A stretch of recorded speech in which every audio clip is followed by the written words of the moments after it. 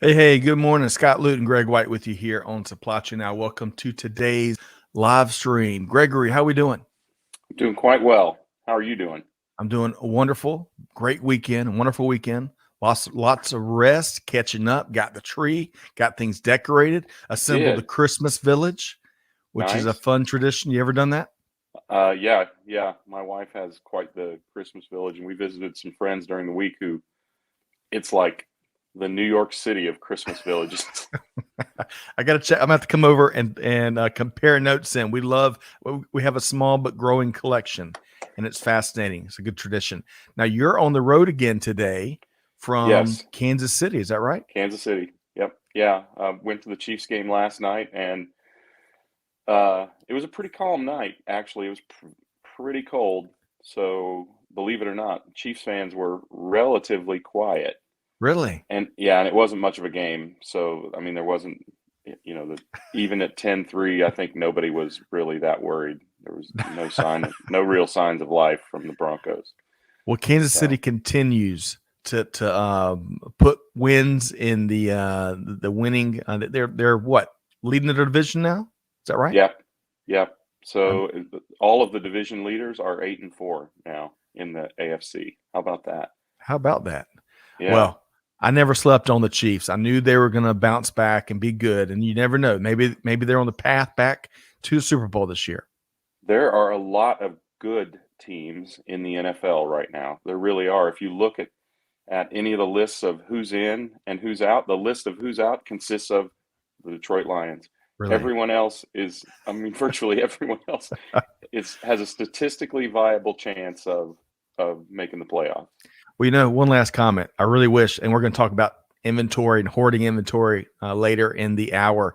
I really wish when Yeah, the Falcons were playing really good football, I wish we had hoarded all of that inventory from 2 or 3 years ago to use it now because it's it, it's painful to watch this Falcons team. But hey, it's a shame you can't do that, right?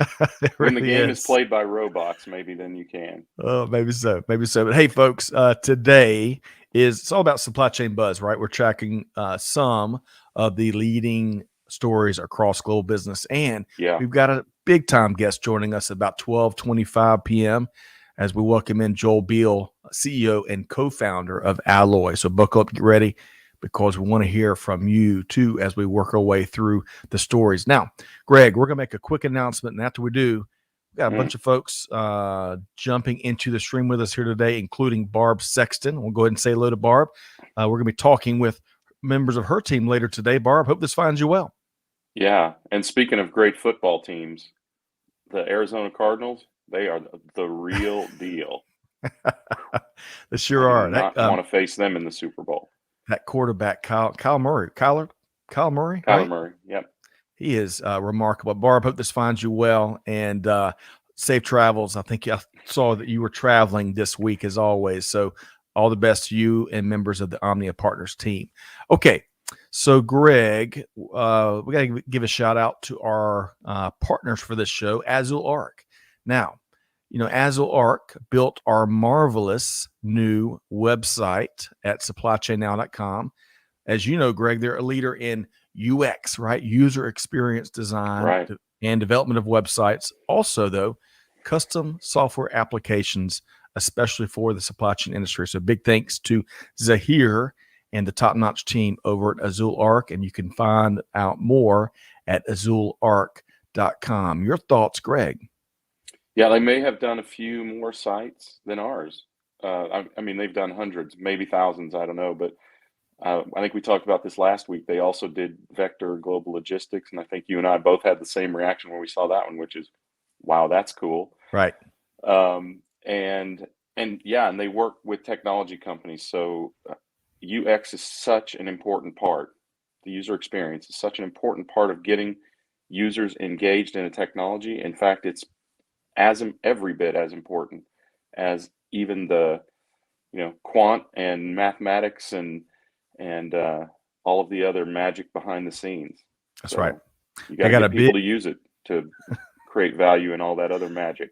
Right. I think of Michael Scott whenever I hear Magic, and I think of a big top hat. top hat upside down with lots of tricks in it. And that's what Azul Arc probably has at their offices. But they do good work. Check them out. No Michael Scott. No, no Michael Scott. He was not available. Not this time.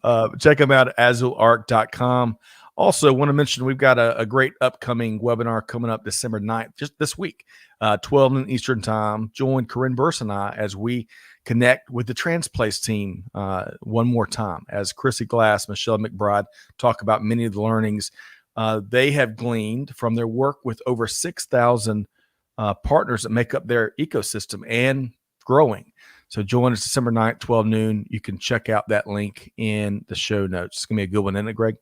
Yeah, Transplace, literally the Uber of transportation. Right. How about that? It's been a big year for them for sure.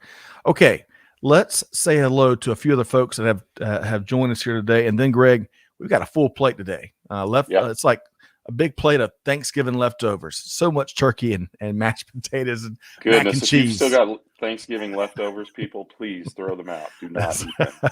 That's right. Wasim via LinkedIn. Great to have you here today via Bangladesh. Looking forward to your perspective as we work through a variety of topics from semiconductors to wearables to inflation and then some. Avinash tuned in via LinkedIn from India. Great to see you here today. Yeah. Welcome aboard. Absolutely. I bet this is Jaime. Jaime tuned in from Peru via LinkedIn. Is that right, Greg? I get that right? Jaime Cardenas del Carpio. Not man. How about that? That was Hollywoodish, Greg. That was nice. That was with an Argentinian accent. So sorry, Jaime. Well, and it's been a little while since we've reminded folks you've got family roots tracing back to Argentina, right? Still existing there, yeah. That's awesome. I've got 150 or so relatives. I miss seeing that picture. You used to have an image of land there or something. I should carry it with me, shouldn't I? Right? It would go really nice right here. I'm afraid it would get broken in my bag, though. Well, let's go visit that image at some point in the weeks ahead. Live from Tandil. But Jaime, great to have you here today. Looking forward to your perspective. Michael Aver is back. Michael, hope this finds you well. He's tuned in via LinkedIn. Great to see you here. Mike Hill is back. Good afternoon, good evening, good morning, all. That's right, Mike. Folks are tuned in from around the world, and they're telling what time it is, other than a time full of end-of-year pressure, whether your consumers buying gifts or whether your supply chain folks making it happen. But, Mike, hope this finds you well. When you guys say that, I always think of The Truman Show. Yes. Right? What a great movie. Great movie. Gene Pledger from North Alabama is with us, tuned in via LinkedIn. Gene, hope this finds you well today, and you had a good weekend. Jaime is complimenting your Spanish. That's rare when you're from Argentina for someone to compliment your Spanish. So great work there as always, Greg. T-Squared is back with us. He holds down the fort for us at YouTube. Call it what it is. Nourishment gone bad. He's talking about those Thanksgiving leftovers. Yeah. We need some new nourishment here, please. Supply chain management nourishment too. I'm with you, T-Squared. Yeah. But welcome, everybody. So glad that you're here. Hey, we want to hear from you. So get ready. We've got, I think, 5 stories we're going to be working through here today.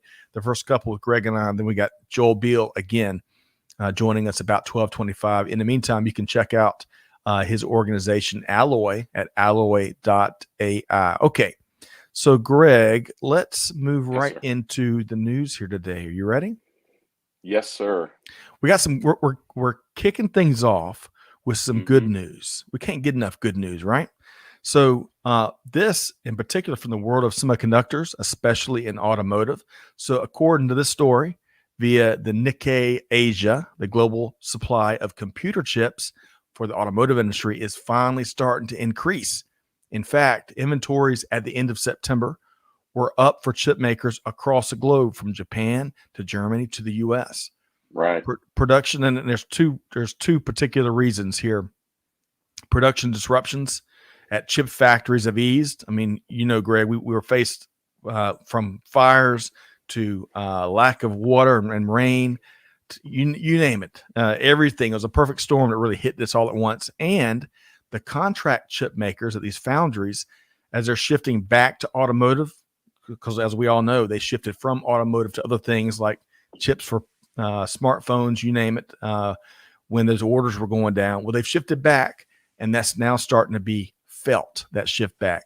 Now, Continental, a company in Germany that is one of the world's top auto parts suppliers, they said on a recent earnings call that, quote, "We do believe the worst of the semiconductor shortage is behind us." Well, that doesn't mean it's easy. It's easy street just yet, but hey, that's good news, and I'll take it. Greg, your thoughts? Well, the worst was pretty bad, wasn't it? I mean, I think I shared last week that we've been waiting around 6 months for a car to be delivered. We saw ages ago, around the summer, we saw just thousands and thousands of cars sitting idle waiting for that final chip so that they could actually be started. And we know why it happened too. I think we need to acknowledge that, and that is that the chip makers were happy to continue making and shipping chips shortly after the pandemic and lockdowns hit, but the automakers would not commit via POs to orders. So I'm going to be kind and say we did it to ourselves. If we are GM, Ford, Toyota, Nissan, BMW, Audi, the list goes on and on, right? Yeah, it does. It does go on and on. And you'll also recall that during the summer we were talking about reshoring chip manufacturing. In fact, just yesterday, Governor Abbott from Texas said Texas will be the hub of semiconductors. Really? Yeah, I doubt it, but he said it. I mean, the thing we have to acknowledge also is that China controls many of the rare earth materials in semiconductors. So you're going to be hard pressed. We do have some rare earth mineral resources here in North America, and there are in many other countries, but not nearly enough to facilitate the kind of production that we need nationwide, or else we'd be doing it before the crisis. Right. And there's been some talk and some reporting that rare earth mineral mining there may be more investment here in the States to reclaim some of that. As we know, Greg, it's a real dirty business. It's highly regulated, and we'll see, if that comes to fruition. Yeah, I think that's what Governor Abbott is thinking, because there's some good stores, relatively good stores in Texas there. Well, and we're also seeing stores like you can't go to stores and buy rare earth minerals. Right. Not yet. Amazon's opening a new page as we speak, maybe. But we've also seen Ford and GMC try to find new ways of redesigning, more customized and different chips that may use different supplies going into them to kind of create some get around the bottleneck that has been. So we'll see how that plays out as well. They've changed their production methodology too, right? To basically going back to the 50s when people ordered cars, and you don't quite get the customization that you got back then, but I mean, they prioritize those cars that were ordered and pre-sold. And essentially, I don't know if every car is, but I can tell you that every car I have considered buying is effectively pre-sold. You have to buy it before it comes off the factory. It's unbelievable. Unbelievable. And still, most experts are still pointing to the second half of 2022 before we really have the breakthrough that I think everybody's looking for. So y'all watch for that. I'm going to take a couple of quick comments here. We got a bunch of them. Matt is back with us. Matt, great to see you here today. He says, just in time for a new car in the new year. How about that? Right. Michael's talking about Texas as well. Michael says Austin just got Samsung's chip plant. Now that probably takes 2 to 3 years to stand up one of those semiconductor manufacturing sites, Greg? No, I don't know. It's hard to say. With all the clean room and all of that, it's hard. It's probably a long-term process. Yep, agreed. Mohib, good morning from Wichita, the air capital of the world. Sunny with a touch of chilliness. Hey, Mohib, we got to see a weather map if you're going to pull the weather. Yeah, that's an understatement. I mean, and when you live in Atlanta, 30 degrees is cold. That's right. Let's just call it cold. Rich is pointing out what you shared, Greg. China accounts for over 95% of the world's production of rare earth materials. Unbelievable. Matt says, time for some new invention on chips.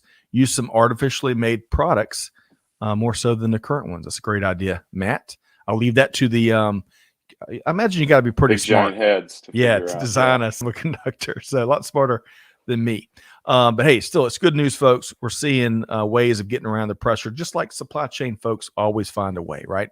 Some uniquely challenging elements to this chip journey that we've all been tracking, but we'll see if the heightened supply continues. So, Greg, moving right along, again, before we bring in our special guest in about 10 minutes here, Joel Beal with Alloy, I want to talk about the hot investment world of wearables because the pandemic has dramatically changed the wearables market. Now, Greg, I'm going to get your take, but from what I've gathered, big part of the reason is the big focus on workforce safety. A company named Verve Motion has an exosuit that reduces back strain by some 30 to 40%. And then you've got a Rolling Stone app that this article points out. It's deployed by Koch Trucking to help truck drivers with wellness programs. And, all these programs, as they come with impact, I imagine it does create some investment opportunities. So what's your take here?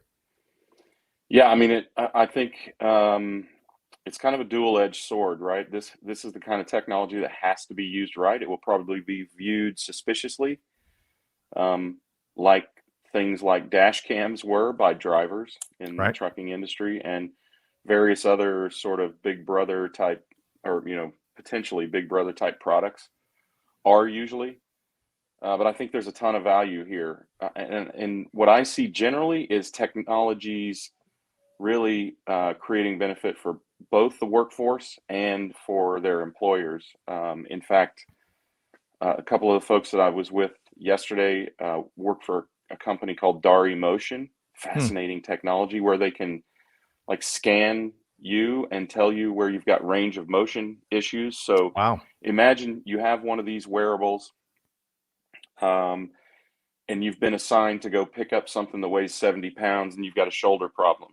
The two technologies could communicate to avoid an injury. I think the preemptive nature of this is as important as as the tracking and data and that sort of thing to keep people safe. But I got to tell you this. I just want to tell you this is just fascinating to me. So it was a 3-hour ride from Wichita. 3-hour tour. To Kansas City. So we got to talk about this thing. So what Dari does is they can scan your body and identify where you've got immobility in your body. So they've helped athletes become more effective. Josh Allen changed the way that he was throwing the ball, moved his hips more forward rather than leading with his elbow, which is a thing if you're a professional quarterback. Wow.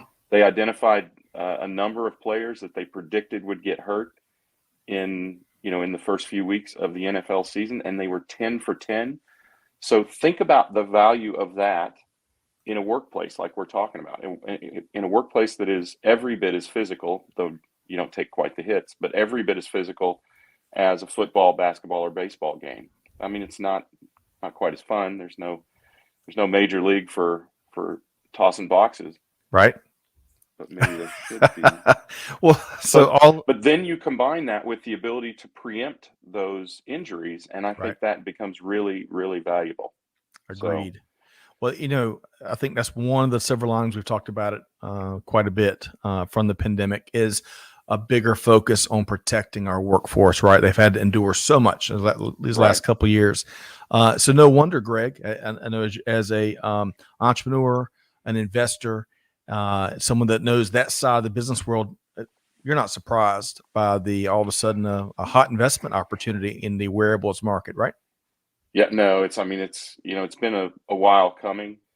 I mean, if you think about it, if you have an Apple Watch, it's the precursor to something that's maybe a little bit more advanced and maybe more medically compliant, because of course, what's going on in your body is you're owned by you and you don't owe it to anyone else, including your employer. So that kind of protecting the HIPAA privacy while still managing to keep workers safe and to keep employers notified of those kind of things, it's super powerful. There's there's a big opportunity out there, and of course, yeah, investment has been piling into, frankly, everything to do with supply chain or Right. medical. And yeah, it's been a big motion in that direction. I got to check out one of these exo suits. But that's a step, it's taking us a couple steps toward my childhood goal of becoming a transformer, Greg. So if we can do that and save on back pain, hey, sign me up. And clearly, they've been signing up investors. I think I saw that. Let's see, that company's name was Verve Motion. I think they got a $15 million investment as they're looking to what's coming up next. So that's great to hear. Well, and if you can fit it under your clothes, imagine it makes you stronger, and nobody knows you're wearing it. That would be Right. awesome. I Sign doubt it me works up. like that. Right. Let's see here. I'm gonna share this comment here. So Matt says, I was thinking of this some time ago when I got my back hurt. The seats in the cars might be more healthy, more ergonomical. My longest drive, no stop, he says, was 10 hours straight. I bet that was painful. And Matt, you maybe, if you're driving a truck, let us know. We'd love to learn a lot more about that. Matt says wearables, it makes his spaghetti diagram much easier to prepare. Absolutely. As Yeah. we're tracking steps in these facilities, right? And wasted motion, wasted foot traffic. Along those lines, Mike Aver says helps managers use their team resources as efficient as possible. I mean, imagine where everyone is. You can avoid collisions, right? You can chart the shortest path. I mean, that's being done with robots today. Right. It's harder to do, or has been harder to do with humans because they're not monitored as closely, right? Right. Scotimus Prime. Yes, that'd be my Transformer nickname. I don't know. And so also, Greg, along those lines is, you can relay out facilities, right? When, for years they've had apps in your cell phone that if folks opted in, it helps track motion. But man, we're taking that to a whole new level, which is outstanding. Let's see here. Mohib talks about probably insourcing back on the chip side, I think. He says insourcing has many sustainable benefits: limited transportation, less wait times at the port to pick up your containers, less carbon emissions, less carbon footprint in your supply chain, and a little bit more fresh air left for my grandkids. That is a beautiful picture that you paint there, Mohib. Yeah, indeed. Okay. So I've got 1222, Greg. I think we have walked through these first two stories. We've got about halfway through our big plate full of Thanksgiving leftovers. Are we ready to bring in our special guest here today, Greg? I just want to be clear. You're not talking about actual leftovers, right? No, Okay. Once we get a theme, we stick with it and beat the heck out of it. You know what I mean? Yeah. So, well, I thought of a little theme. So once we bring Joel in, I want to float a theme by him for his favorite NFL player. Love it. Well, and let's start just there. So let's bring into the stream. We want to welcome in our special guest, Joel Beal, CEO and co-founder at Alloy. Hey, Joel, how you doing? Good morning, Scott. Good morning, Greg. It is so good to see you. And your ears have been burning a little bit. I feel like I should have showed up with a plate of leftovers, but I didn't have time to grab that out of the refrigerator. And I think we might be low at this point. We might have gotten through it. Well, hey, Joel, you don't miss a beat, and I love that. And we may be having a little bit of lag. It could be on my end, but just to give y'all a heads up there. Greg, you wanted to ask Joel a question about football, right? Yeah. The kids may be playing Fortnite, Joel, just in case you need to check. So we were talking before the show about your favorite Seahawks player, Marshawn Lynch, and the good deed that he does every Thanksgiving, giving out turkeys, right? So I got something for you. How about this? Call it feast mode. Huh? Oh, Greg, nice, man, nice. And for those maybe not in the know, Marshawn's standard nickname has been Beast Mode. Well, Greg made a little play off of Beast Mode's charitable efforts. I think for years that's been like a year-over-year occurrence. Is that right, Joel? Yeah, that's my understanding. At least I've seen a couple videos over the past couple years. Love it.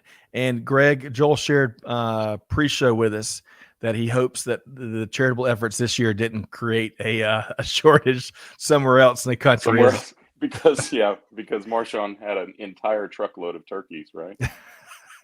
Yes, Valuable. the videos I've seen, he doesn't do it in the same spot. I think I saw Hawaii one year, Oakland another year. So he's that demand shock showing up in your city.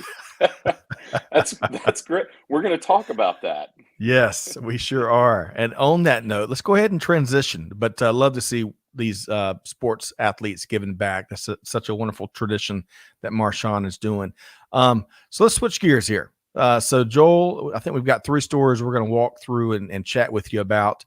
For starters, as reported by CNBC, the Omicron variant is another punch to the gut of global supply chain. So, folks here are in particular, they're watching to see China's response, as well as to see the regional impact across the globe as this thing continues to do what viruses do, right? Look for ways to expand. So we're all kind of waiting to see what how this thing plays out. Joel, your take here first.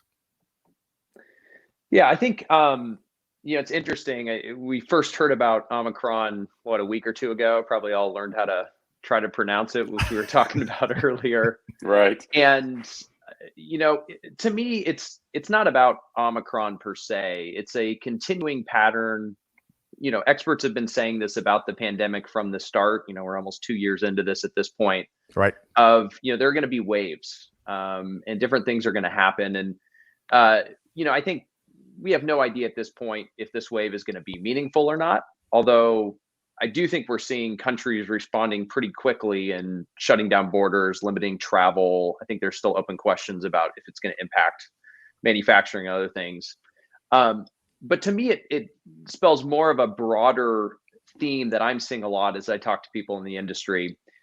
For a long time, people have kind of had this attitude. A lot of our customers or people we'll talk to, they'll say, well, can we just ignore 2020? It was an outlier. COVID hit. There were demand spikes, things went all over the place. When I'm forecasting, let's pretend 2020 never happened. Or if I'm doing comps, I'm not confident against 2020. Right. Well, we're almost at the end of 2021, and we're talking about other waves. We're talking about other supply chain impacts, that are happening. And so this isn't about a single wave or a single event. This is about a change in how we think about uncertainty and risk in the world. And this could be, one that ends up having a big impact. It could be something that's relatively small. But that to me is how people need to be changing. We're not going back to some world that was more stable. We're going to be in a world of uncertainty, and you're going to have to operate your supply chain against that, I think, for many years to come. Right. And that's a great take. It's not like this is an obstacle course, and when we're done with it, we go back to easy street the way before we entered the obstacle course. Things are changing. Things are changing in the short term and the long term. Consumers' preferences are changing. So naturally, the game has changed in so many ways. Greg, your take. Yeah, well, I think we have to recognize that, call it Omicron, call it Delta, call it whatever you want, call it a ship stuck in the Suez Canal. These cause impacts on the consumer, and the consumer, as you know, I say, is the beginning and the end of the supply chain. So whenever we disrupt the consumer's life with a new variant or lockdowns, or even the proposition of lockdowns by China, which has been their policy, right? They COVID zero policy. Right. That's going to change behaviors. And so that's something we have to have our eyes on. I don't want to say Omicron is not material. It is, of course, material. Right. But it is just another one of those disruptions that Joel has been talking about. And frankly, those disruptions, saving the pandemic and the government's responses to it, that have caused a lot of this disruption, those kind of disruptions have been happening all along. It's just nobody cared about supply chain before. Right. Right. Joel, you were shouting in the wind before, right? Now people want to hear it. Their eyes don't glaze over at the dinner table. And I think that's the other thing we have to recognize. And that's why companies have to be particularly diligent, is because now they're in the forefront of annual reports and excuse making, just like sales and finance has been for so many years. Right. Well said there, Yeah. Greg. Joel? Yeah, I think Greg, that jogged a thought for me. We were getting together with a number of supply chain executives, and they were talking about this world where they're making, you go to extraordinary efforts on the supply chain side to make sure you have inventory today. I mean, everybody's doing that. We're in a world of increased demand and reduced supply. And everybody, if you can get inventory, you can sell it. That's a short answer for most of these companies. But it was, bringing supply chain to the forefront. And I think, a lot of people were laughing about how, sales looks great because if I can get them inventory, they can sell it, no problem. And they're not having to discount like they did in the past. But there's no doubt supply chain used to be, it was in the B sections, the C sections, the D sections of the newspaper. I guess that makes me feel old, right? Even talking about a physical newspaper, but seeing it at the front of the Wall Street Journal or the New York Times, I mean, it's pretty amazing because people see how their lives are impacted when these things happen. Excellent point there. And hey, you fit right in. I talk about Wheaties and Reader's Digest, so you fit right in talking newspapers here. All good fun. All right, so really quick shout out. Peter Bolay, all night and all day, is back with us. Peter, hope you had a great weekend and great to see you here today. We're talking about, we just wrapped up a section on Omicron and some of the things we're doing there, including all eyes on China to see how they're going to respond. But on a related note, we're talking inflation, right? Inflation. And I'm so glad we've got the two of y'all here because I'm going to tell you, it took me 3 tries just to get through accounting 2 in college. So I'm going to lean on y'all's financial expertise. But painful topic, inflation, interesting perspective from Mark Lawless via the Institute of Business Forecasting and Planning. So in this article, he's got a quote that says, overall inflation in the U.S. is about 2 to 3 times the average inflation rate experienced over the past 15 years, end quote. And of course, there's other commodities, as the article points out, that's far beyond that 2 to 3 times. So Joel, some folks, as we were chatting pre-show, may not know that you've got a deep background in economics. So what's your take when it comes to talking inflation? Well, inflation is just another type of uncertainty. To me, it follows this pattern. Now, this is something that's happening beyond just supply chains, although they're a big part of this right now.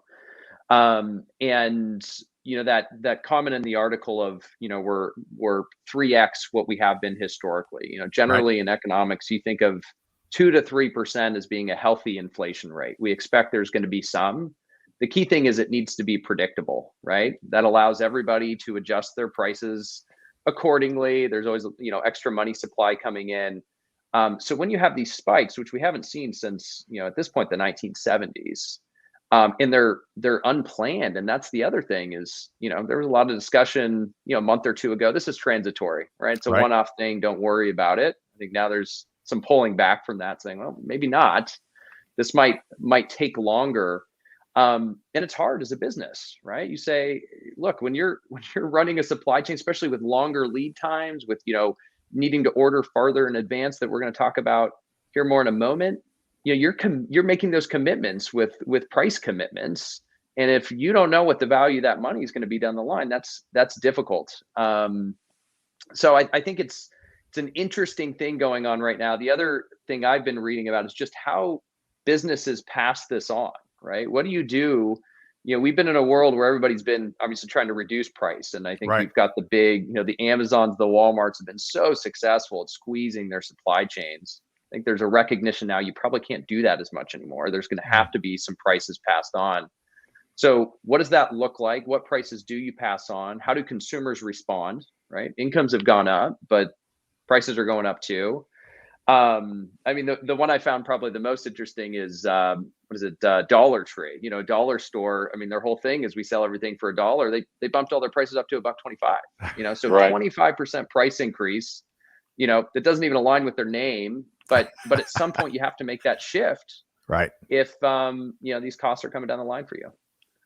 Excellent point there. And Greg, early on the beginning of Joel's response there, once we know what we're up against and really know it in a tangible manner, then we could really have a much better certain idea of what the path is forward, whether we're talking, living with COVID, right, across the globe, right, or when it comes to inflation. Your take, Greg? I think it's been really difficult, especially on inflation, because the government doesn't know what they're doing. I mean, the Fed they just changed their policy again since Powell was reinstated as Fed chairman, and now instead of ceasing their easing process in June at a slower rate, they're going to increase the rate and cease it in March, which we've talked about forever, Scott, that was going to happen, which will lead to an increase in interest rates. Joel, check me here. You're the economist, but Correct. But that will lead to an increase interest in rates interest go up, rates. inflation goes down. Right, and for so long they have been inflation deniers. The term you use, Joel, transitory, has frustrated me for nigh on a year now, because it was obvious it wasn't transitory for a year. If you had the resources to get into the economy and do some studying, like I did some incredibly deep studying on chicken wings and how chicken wings went from $10 for 10 wings to $20 for 10 wings virtually overnight. Why? Because like Dollar Tree, my vendor, my next door neighbor and his sports bar, they held on to that low price, hoping that inflation was transitory, finally realizing that it wasn't, and they couldn't eat the margin break anymore, so they had to up prices dramatically over a very short time. And I think we'll continue to see that. I think we've seen a lot of the big breaks, and that's why the numbers have been so big in the last couple of months in terms of annualized inflation. But I have no doubt that now that the Fed has confessed that it's not transitory, that there will be more relatively large price increases on the horizon, because a lot of companies trusted the Fed and they thought they could hold out until this transitory inflation abated, and then they would be able to hold their prices and maybe gain a little bit of margin back. But seeing that it's not going to happen, I think you could see some spikes in pricing. I know that there are still people holding off on price increases right now, but that's part of the problem. Is the Fed's job is not just to manage the money; it's also to manage our expectation and, frankly, our emotions.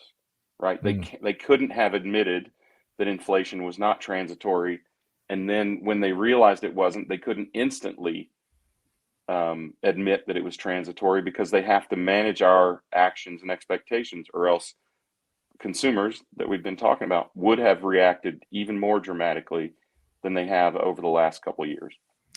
Okay, I'm going to circle back to Joel and get your comments. Okay. Hey, as I told y'all, there. in full transparency, I am not when it comes to economics, micro or macro, I'm not your guy. So I'm glad both of y'all can talk about fiscal policy and inform our global listenership.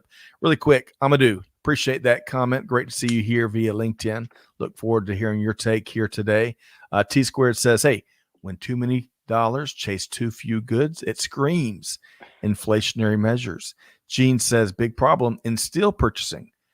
Forecasting and project pricing. I can only imagine there, Gene. I can remember that from my days in metal stamping, where even in a quote unquote normal market, that meant quarterly repricing for, dozens, if not 100 parts. That was not my favorite aspect of that role. But thanks for that, Gene. Rich says, inflation is in some respect a macroeconomic impact and unintended consequence of not vaccinating the rest of the world. Big point there, Rich.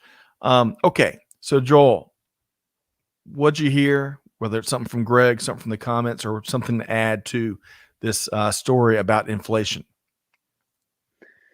Well, there was a couple things. I mean, one, I think, a really important point that Greg makes. I remember when I started learning about inflation and economics, and you're like, okay, they're telling me some inflation's okay. There's kind of a target rate. All of it really comes down to the predictability that Greg talked about. It's so businesses can plan for it. And that's, again, to me, as I was just kind of reading, I mean, not just supply chain, but the world at large, there's just more uncertainty out there, and uncertainty is risk. You can sit there and say, okay, I'm going to bake in, I run a company too, we're software, but we have to look at our costs and, how those are going to grow, and what does that mean for how we need to price to our customers. And then when there's predictability, you can bake it in, you can make your customers anticipate it. But what does it feel like? And Greg, I think you made a great point. Prices do not just change dynamically usually, right? You'll hold off for a while. And then, but then when you let it go, all of a sudden it's a 15% or a 20% jump. It's not Right. the 5%, and that scares people, and you don't know how they're going to respond. So it's a challenge. It is nice that people are taking it more serious now. But I think that's the thing to emphasize is inflation's okay. Even if it's higher than we expect it to be, we just need to make sure that it's not shifting so much, because that's what really makes everything difficult. And forecasting Agreed. is hard enough as is. You don't need to add extra factors. Right. We need more bedrock in today's environment for sure. Things we can lean on, things we can build around, we can plan on, knowing that we've hit more solid ground. We'll take bedrock wherever we can get it. Greg, how else would you respond to what Joel's saying there?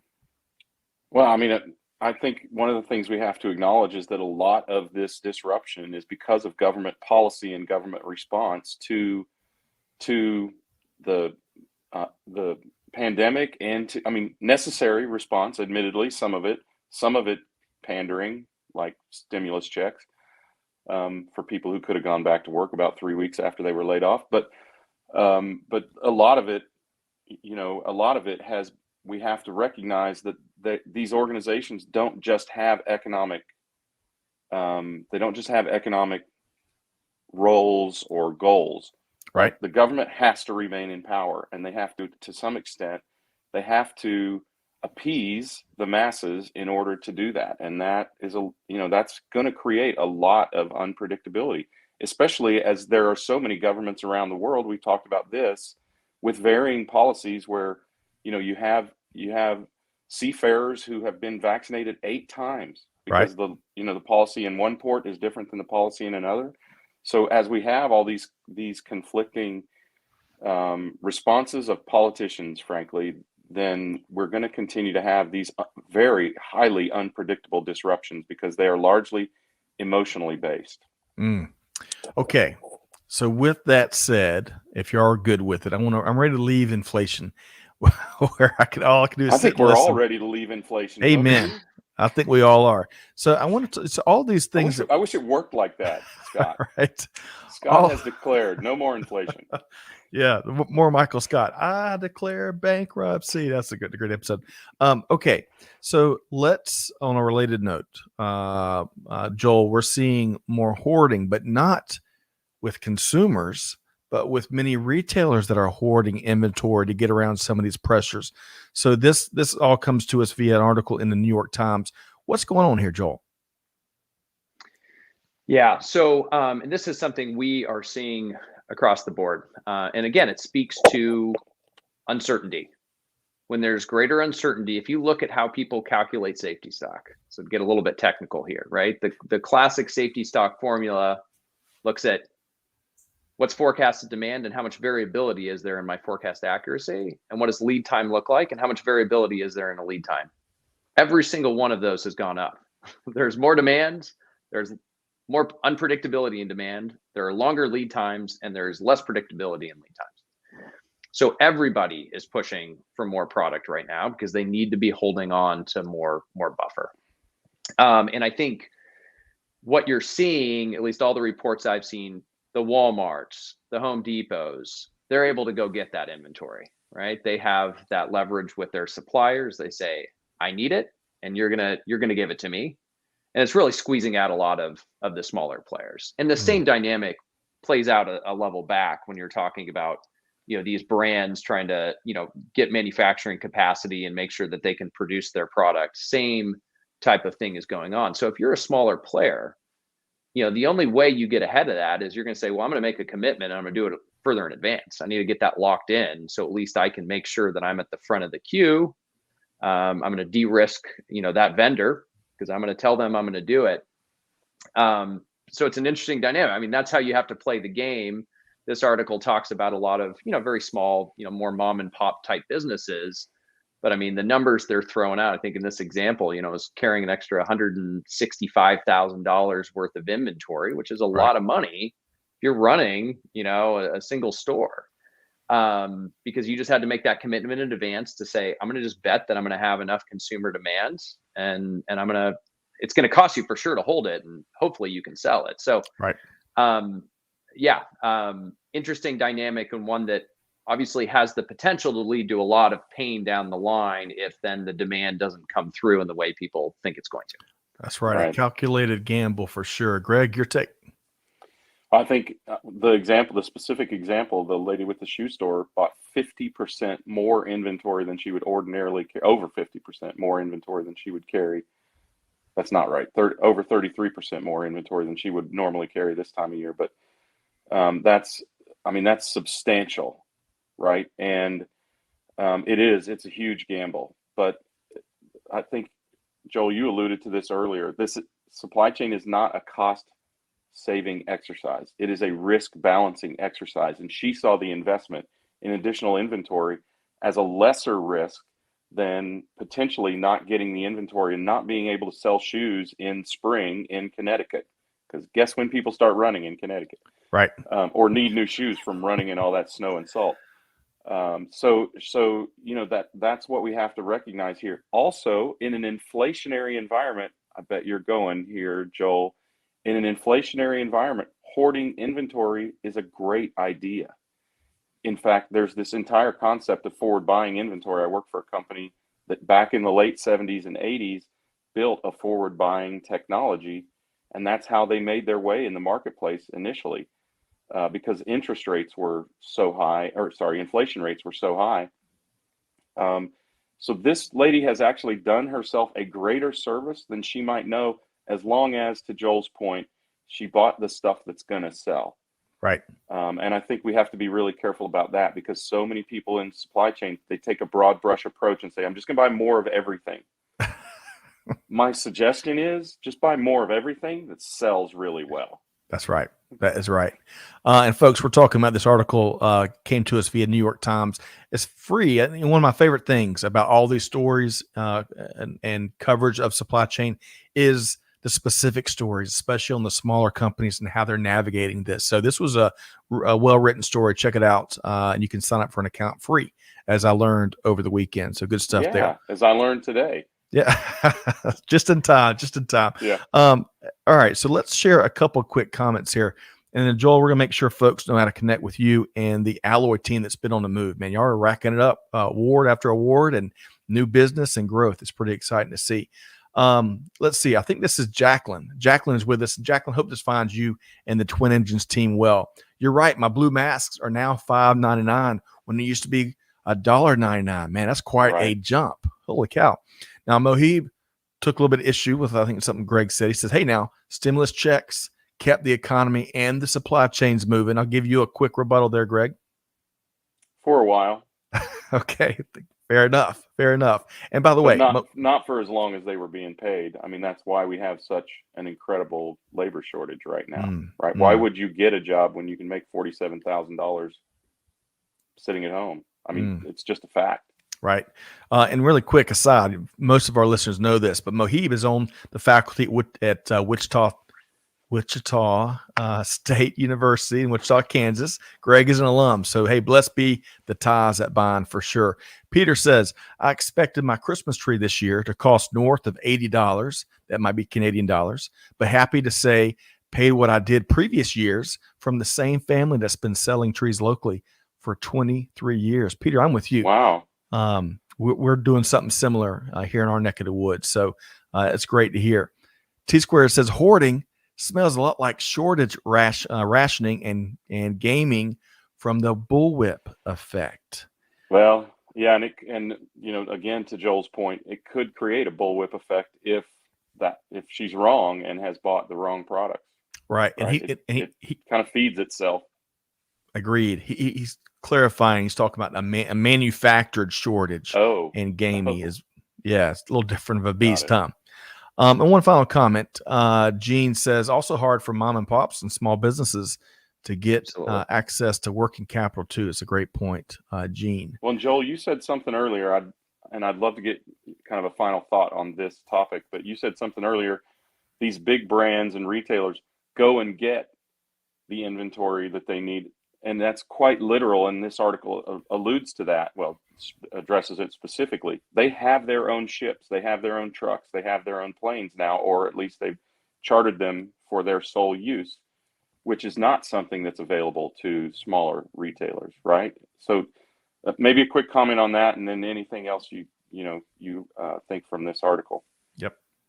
Yeah, I mean, they just have so many advantages. You're absolutely right. They have their own logistics. They can go get the products and pick them up directly from the factories. And they just, look, at the end of the day, it's we work mostly with the brands, so we're working with the suppliers, and when you're sitting there deciding, you're on allocation, which everybody is on right now for certain products. Who do you fill? And in an ideal world, you'd fill where the need was greatest, but there's a lot of other dynamics at play. You don't want to upset your biggest buyers, and so often you're willing to do things even when it might be suboptimal at kind of a more global level. So it's been tough sledding for a while, I think, for smaller businesses, and the pandemic hasn't made that easier. Right. But Excellent. Isn't it great to see them taking on some of these tactics that and I'm sure you are going, yay for you guys, right, to think of that. Yeah. Well, it's interesting. If you read the article, they start talking about just other advantages that these smaller businesses do have. And they were actually talking a lot about Etsy and, things that are more locally sourced and, unique challenges there that make for some interesting stories. But so it's not all bad news, but there's no doubt that, the large players have a lot of advantages that are hard to compete against. Yep. Excellent point. Joel, we need another hour booked with you. I appreciate your take and your perspective and how you explain what we're seeing. So I think you make it easy for all of us to follow along, including myself. That I could be behind the herd sometimes. Well, hey, what I want to point out, Greg, one of our favorite episodes with the Alloy team was it featured y'all's relationship and partnership with Valvoline. And Amanda, if we have that link handy, I'd love to drop that in the comments in a few minutes here with Joel. We're not going to do it justice in terms of all that they do.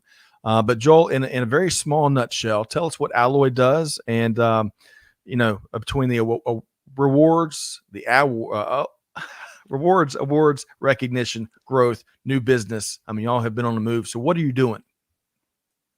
Yeah, so I think to put it very, very briefly, we are a software as a service company.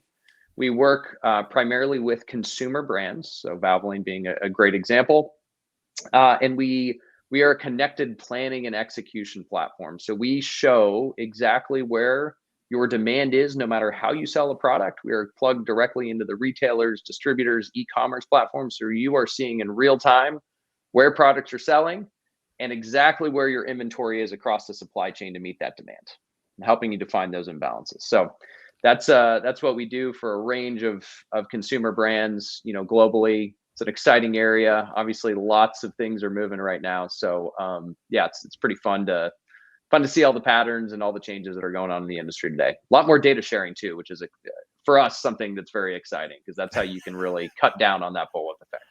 Yeah. Agreed. All right. How can folks connect with you and the Alloy team?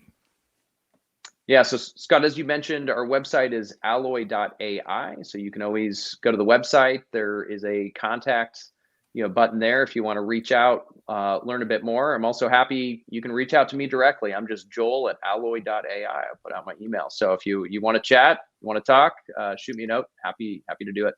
Awesome. And Greg, as we were talking pre-show, if you want to talk Seahawks football, Joel is your guy. Is that right, Greg? Yeah. I mean, especially if you want to talk Marshawn Lynch. Yeah, let's pick a different year to talk about Seahawks football, but we'll talk about the glory days. Hey, that is wonderful. Yeah. And Joel, I really appreciate your appearance here today. We've enjoyed collaborating with your team going back a few years. It's fascinating to see what you're doing. One of our favorite analogies, I think I'm gonna get this right, and Greg, correct me if I'm wrong, creating the central nervous system for global supply chains. I think that's such a brilliant way of putting it. So Joel, keep up the great work. Happy holidays, Merry Christmas, Happy New Year to the Alloy team, and we hope to reconnect again with you really soon. Thank you. I appreciate it. Thanks, Greg. Thanks, Scott. Take care. Thanks so much, Joel. Thanks. Good having you. All right, Greg. We got this comment. I'm gonna share a couple quick comments here. This one, Rolene, I think I'm probably mispronouncing that, and let me know if I am. We want to make sure we get names right. Says, thanks for the insight and perspective. I adjusted my planning rhythm to look at risks more often, 80-20 and ABC analysis to focus on the right items, and implemented more regular supplier sessions. Love that. Lots of extra communication. Mm-hmm. Up to tier 2 and 3 suppliers to gain faster awareness of where markets are going on our core inputs. Tough supply chain season. Love that comment, Greg. No truer words were spoken there. Tough right. supply chains. No doubt. Also like how she spelled tough. It's a 2-year-long season. It's approaching a 2-year-long season, isn't it? The endless peak, peak, it seems. Well, hey, a lot of good stuff. So we ran the gamut with Joel, right? Even though those 3 issues were interrelated, they were still very broad and very deep, especially as we're trying to chat through it in basically a 30-minute conversation. But what do you think, Greg, based on what Joel shared here today? What do you leave in this what's a key takeaways you leave this conversation? I think the interconnectivity between enterprises that you were just talking about is really, really important. I mean, we're in a new era when retailers will share their sales with their suppliers. When I was in merchandising, there was no way that was going to happen. You can guess what happened during the pause. And I think that's important, and that's a critical step forward, because as Joel was talking about, to reduce the risk in the supply chain, to be able to understand the variability in lead time and in demand, you need to have connectivity with your trading partners, because this was one aspect of Mark Lawless's article around inflation that I took some issue with.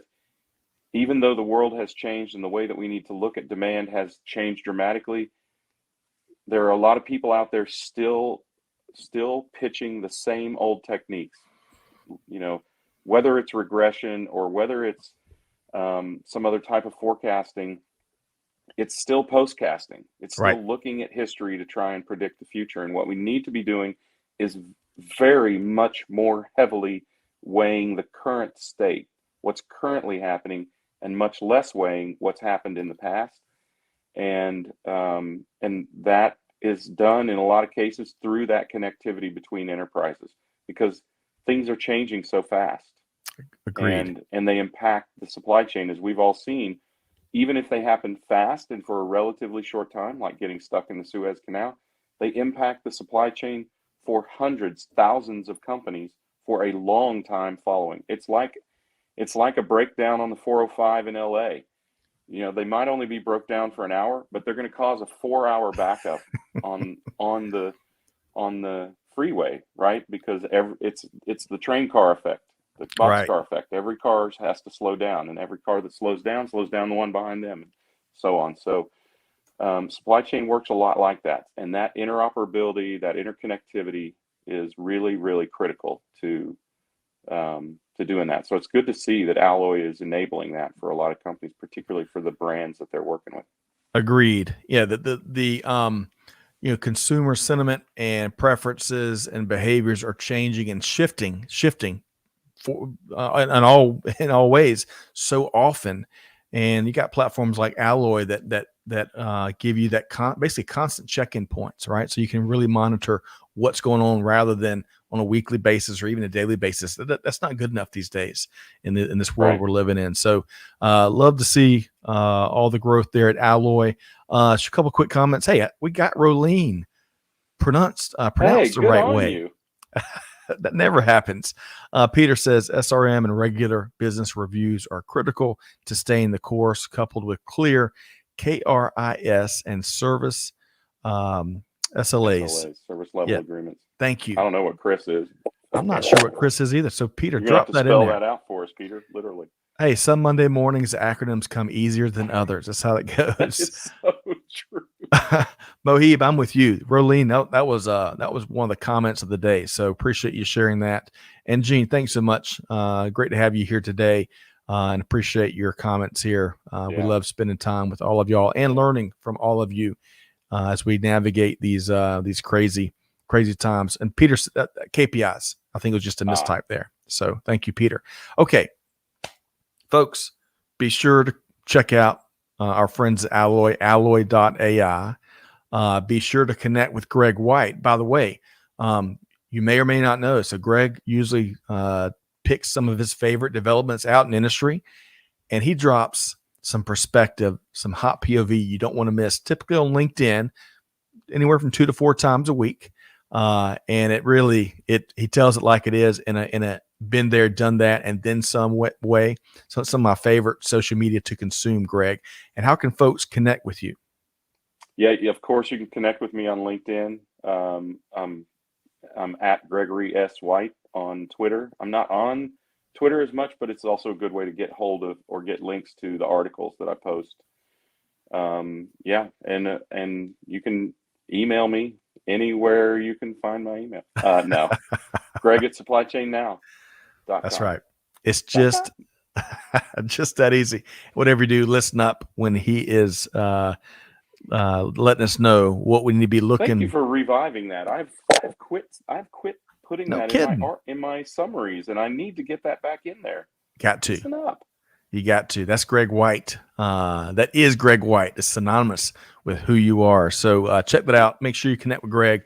And big thanks to our team behind the scenes here today, Amanda and Clay and Jada. I appreciate all the great production. Folks, I know we're rolling into, it's already, the 6th of December. The 6th of December. Wow. But whatever, wherever you are, if it's morning, noon, or night, I'm hoping that you find a chance to unplug, refresh, and re-energize here towards the end of the calendar year. And happy holidays, Merry Christmas, and Happy New Year from your friends here at Supply Chain Now. Hey, one more challenge, though, Greg. One more challenge. Folks got to be like Marshawn, right? Do good, give forward, and be the change that's needed. And on that note, we'll see you next time right back here at Supply Chain Now. Thanks, everybody. Feast mode.